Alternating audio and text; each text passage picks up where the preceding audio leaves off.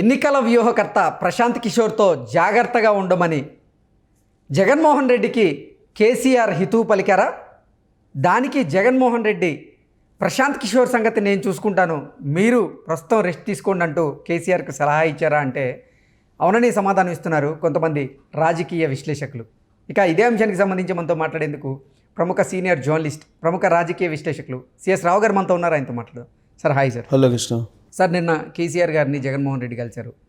ఈ నేపథ్యంలో ప్రముఖ ఎన్నికల వ్యూహకర్త ప్రశాంత్ కిషోర్తో జాగ్రత్తగా ఉండమంటూ కేసీఆర్ గారు జగన్మోహన్ రెడ్డికి హితవు పలికారని, ఒక వార్నింగ్ కూడా ఇచ్చారని, దానికి జగన్మోహన్ రెడ్డి ప్రశాంత్ కిషోర్ సంగతి నేను చూసుకుంటాను, మీరు ప్రస్తుతం రెస్ట్ తీసుకోండి, మీ ఆరోగ్యం జాగ్రత్త అంటూ కూడా ఆయనకి సలహా ఇచ్చారంటూ కూడా ఒక వార్త ఇప్పుడు సోషల్ మీడియాలో చక్కర్లు కొడుతూ ఉంది.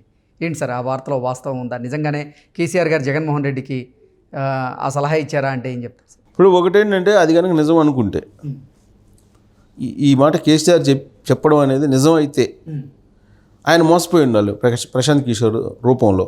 ఎప్పుడు తెలంగాణ ఎన్నికల సందర్భంగా మోసపోవడానికి కారణం కూడా ఉండొచ్చు. ఎందుకంటే ఇక్కడ జరిగినటువంటి రాజకీయ పరిణామాలు మనం చూసాం. తెలంగాణలో జరిగినటువంటి రాజకీయ పరిణామాలు కొన్ని రోజుల పాటు బీఆర్ఎస్ పార్టీకి ప్రత్యామ్నాయం బీజేపీ అని చెప్పి చాలా హైప్ చేశారు. ఆ హైప్ చేయటం వెనక కూడా ప్రశాంత్ కిషోర్ ఉన్నారనేది అప్పట్లో వినిపించింది. ఆ తర్వాత సీన్ కట్ చేసి ఎన్నికల సమయానికి వచ్చేసి అసలు కాదు బీజేపీ కాదు, బీజేపీ కన్నా కూడా ప్రత్యామ్నాయం కాంగ్రెస్ పార్టీ అనేటువంటిది వచ్చేసింది. వచ్చిన తర్వాత ప్రజల్లోకి రేవంత్ రెడ్డి బలంగా కాంగ్రెస్ పార్టీని తీసుకెళ్ళగలిగారు. ప్రత్యర్థులు ఊహించినటువంటి విధంగా గ్రాఫ్ను పెంచుకుంటూ వెళ్ళిపోయారు కాంగ్రెస్ పార్టీది. బహుశా ఆ స్థాయిలో కాంగ్రెస్ పార్టీ గ్రాఫ్ పెరుగుతుందని చెప్పి ఊహించి ఉండరు కేసీఆర్, లేదంటే ప్రశాంత్ కిషోర్, లేదంటే ప్రశాంత్ కిషోర్ ఇచ్చినటువంటి రాంగ్ గైడెన్స్ వల్లే బీజేపీ కాంగ్రెస్ పార్టీ గ్రాఫ్ పెరిగి ఉండొచ్చు అనే అనుమానం కూడా కేసీఆర్కి ఉండొచ్చు.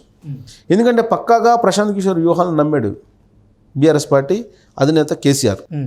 ఫామ్ హౌస్లో కూర్చోబెట్టి రాత్రిళ్ళు మొత్తం కూడా చర్చించారు. వీళ్ళు దేశ్కి నేత ఎలా కావాలి, కేసీఆర్ని ఎలా దేశ్కి నేతను చేయాలి, అలాగే తెలంగాణ మోడల్ను చూపించి దేశవ్యాప్తంగా కూడా ఏ విధంగా బీఆర్ఎస్ పార్టీని విస్తరింపజేయాలి, తెలంగాణలో మూడోసారి హ్యాట్రిక్ ఎలా సాధించాలి, వీటన్నిటి మీద చాలా గైడెన్స్ ఇవ్వడం జరిగింది ప్రశాంత్ కిషోర్. ఇచ్చినటువంటి క్రమంలోనే అప్పుడు వీల్ చైర్ రాజకీయాలు వస్తాయి, రాబోయే రోజుల్లో కోడికత్తి రాజకీయాలు కూడా వచ్చే అవకాశం ఉందని చెప్పి ముందుగానే రేవంత్ రెడ్డి ప్రచారం చేశాడు. మీరు నమ్మొద్దు అని చెప్పి తెలంగాణ సమాజాన్ని అప్రమత్తం కూడా చేశాడు. సో ప్రశాంత్ కిషోర్ డైరెక్షన్లోనే బీఆర్ఎస్ పార్టీ నడిచింది మొన్న అసెంబ్లీ ఎన్నికల్లో. కానీ ఏమైంది, లాస్ట్కి కుప్పగూలింది. దానికి కారణం ఏంటి? బీజేపీ ఆల్ ఆఫ్ సడన్గా బీజేపీ గ్రాఫ్ తగ్గించుకుంది. ఆ పార్టీయే గ్రాఫ్ తగ్గించుకుంది. అది కూడా ప్రశాంత్ కిషోర్ భాగంలోనే జరిగింది అనేది కేసీఆర్ యొక్క అనుమానం. ఇప్పుడు బీజేపీ గ్రాఫ్ తనకైతే తాను తగ్గించుకుంది, బీఆర్ఎస్ పార్టీకి సపోర్ట్ చేసింది తెర వెనుక. బీఆర్ఎస్ పార్టీ బీజేపీ రెండు ఒకటే అనేటువంటిది బాగా బలంగా కాంగ్రెస్ పార్టీ తీసుకెళ్ళగలిగింది. సో ఇవన్నీ కూడా ఇప్పుడు ప్రశాంత్ కిషోర్ ఇచ్చిన డైరెక్షన్లో నడిచాయి, కానీ సక్సెస్ కాలేదు అనేది కేసీఆర్ యొక్క అభిప్రాయం అయినవచ్చు. ఇంకోటి ఏంటంటే సిట్టింగ్లకి అందరికి కూడా ఇప్పుడు 40 నుంచి 50 మందిని మార్చాలి అనేటువంటి ఒక ఆలోచన చేసినప్పుడు కేసీఆర్ ప్రశాంత్ కిషోర్ మార్చకపోయినా గెలుస్తాం అని చెప్పి రాంగ్ డైరెక్షన్ ఇచ్చి ఆయన్ని తప్పుదావ పట్టించారు అనేది ఒకటి. సో ఆయన తెలంగాణకు సంబంధించినటువంటి జాతిపితగా, తెలంగాణ ఉద్యమకారుడుగా, తెలంగాణ రాష్ట్రం తీసుకొచ్చిన జాతిపితగా గుర్తిస్తారు కాబట్టి ఖచ్చితంగా మూడోసారి నువ్వే అధికారంలోకి వస్తావని ఒక హామీ ఇచ్చారని చెప్పి అప్పట్లో ప్రశాంత్ కిషోర్ ఇచ్చినటువంటి సర్వేని నమ్ముతూ ఆయన, అందుకే బహుశా ఏపీ సీఎం జగన్మోహన్ రెడ్డిని కలిసిన సందర్భంగా ప్రశాంత్ కిషోర్ నువ్వు నమ్మొద్దు, నమ్మకుండా నీ పని నువ్వు చేసుకోబో అని చెప్పి ఒకవేళ చెప్పి ఉండొచ్చు ఆయన స్వ అనుభవం దృష్ట్యా. ఓకే, ప్రశాంత్ కిషోర్ ఇచ్చినటువంటి సర్వే రిపోర్ట్స్ కానీ, లేదా ఐపాక్ ఇచ్చినటువంటి సర్వే రిపోర్ట్స్ని కానీ బేస్ చేసుకొని రాజకీయాలు చేయాలనుకుంటే ఎంతో కాలం ఎవరు చేయలేరు. ఎందుకంటే భౌగోళిక అంశాలు, రాజకీయపరమైన అంశాలు, సామాజిక అంశాలు ఎప్పటికప్పుడు మారిపోతూ ఉంటాయి. సో అవి స్థానికంగా ఉండేటువంటి లీడర్లకే బాగా తెలుస్తాయి తప్పితే సర్వేలు చేసే వాళ్ళకి తెలియదు. సర్వేలు కొంతవరకు అంచనా వేయగలరు తప్పితే పూర్తి స్థాయిలో అంచనా వేయలేరు. సో 2019లో జగన్మోహన్ రెడ్డి 151 మంది ఎమ్మెల్యేలు గెలుచుకోగలిగారంటే ఆ రోజు ఉన్నటువంటి పరిస్థితులు వేరు. ఇవాళ అసలు పరిస్థితులు పూర్తిగా భిన్నంగా మారిపోయాయి.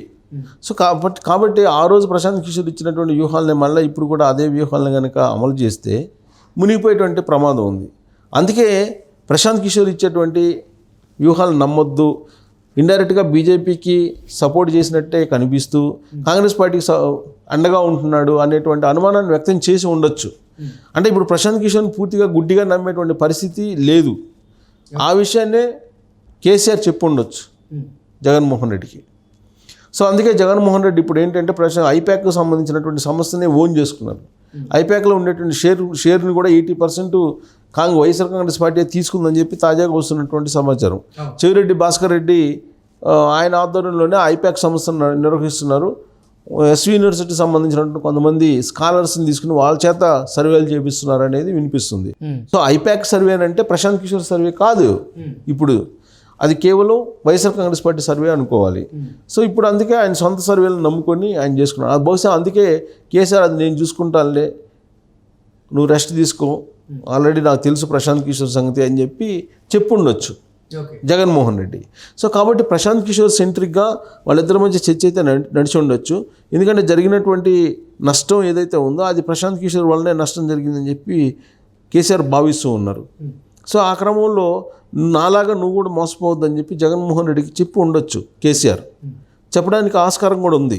ఎందుకంటే వీళ్ళంతా సర్వేల మీద నమ్ముకుంటున్నారు, సర్వేలు నమ్ముకొని రాజకీయాలు చేస్తున్నారు. ఇప్పుడు బీజేపీ ఉంది, బీజేపీ ఇటీవల జరిగినటువంటి 5 రాష్ట్రాల ఎన్నికల్లో అప్రతిహతంగా అది 3 రాష్ట్రాల్లో గెలిచింది, 3 రాష్ట్రాల్లో అధికారంలోకి వచ్చింది కదా. సో ఏ స్ట్రాటజిస్ట్ ఉన్నాడు ఆ పార్టీకి, ఏ ప్రశాంత్ కిషోర్ ఉన్నాడు, ఎవరు లేరు.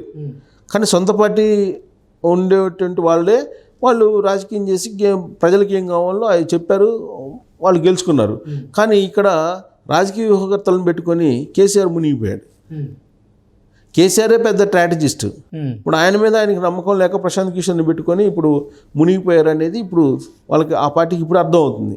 బహుశా అందుకే కేసీఆర్ జగన్మోహన్ రెడ్డికి ముందే అలర్ట్ చేసి ఉండొచ్చు, ఇది ప్రశాంత్ కిషోర్ మాట నమ్మొద్దు అనేది. ఇంకోటి ఏంటంటే ప్రశాంత్ కిషోర్ కాంగ్రెస్ పార్టీకి జాతీయ స్థాయిలో అండగా ఉన్నాడు. జాతీయ స్థాయిలో మోడీకి ప్రత్యామ్నాయం కావాలని చెప్పి కోరుకుంటున్నటువంటి పెథాలజిస్ట్ ఆయన. సో ఈ క్రమంలో ఆయన నమ్మడం అనేది శ్రేయస్సు కాదు అనేది కూడా చెప్పి ఉండొచ్చు. చెప్పడానికి ప్రశాంత్ కిషోర్ని నమ్మే నేను గత ఎన్నికల్లో నిండా మునిగిపోయాను, సో రాబోతున్న ఎన్నికల్లో నువ్వు ఆయన నమ్ముకొని మునిగిపోమాకని హితవు పలికారని ఉండొచ్చు, ఉండే అవకాశం ఉంది. ఎందుకంటే ప్రశాంత్ కిషోర్ వేస్తున్న అడుగులు కరెక్ట్గా ఇప్పుడు నమ్మే పరిస్థితి లేదు. ఇంతకు ముందులాగా ఒక పార్టీకి కమిటెడ్గా పనిచేస్తున్న పరిస్థితి కూడా లేదు. ఆయన ఎవరికి కావాల్సింటే వాళ్ళకి రాజకీయ సలహాలు ఇస్తున్నారు. పైగా ఆయన యాంగిల్ జాతీయ స్థాయిలో యాంగిల్ ఉంది ఇప్పుడు. సో జాతీయ స్థాయిలో కాంగ్రెస్ పార్టీని అధికారంలో రావాలనేటువంటి యాంగిల్లో వెళ్తున్నటువంటి ప్రశాంత్ కిషోర్ని వైఎస్ఆర్ కాంగ్రెస్ పార్టీ ఫాలో అయితే ఖచ్చితంగా మునిగిపోయే అవకాశం ఉంది. కారణం ఏంటంటే బీజేపీకి వైఎస్ఆర్ కాంగ్రెస్ పార్టీకి మంచి సంబంధాలు ఉన్నాయి. ఆ 2 పార్టీలు ఒకటే.